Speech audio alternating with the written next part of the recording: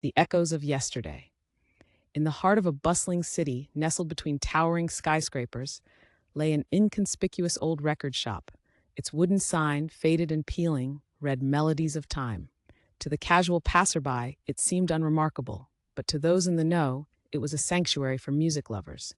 One rainy afternoon, Clara, a passionate violinist, wandered in, seeking refuge from the drizzle. The shop was dimly lit, and the air was thick with the scent of aged vinyl. As she perused the shelves, her fingers brushed against a dusty album titled Echoes of Yesterday.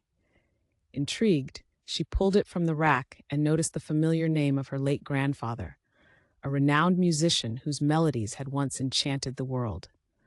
With a mixture of nostalgia and excitement, Clara purchased the record and hurried home.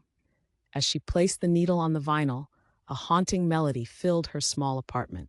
It was as if her grandfather was playing for her once more. Each note resonated with memories of her childhood, of family gatherings where music was the heartbeat of the celebration.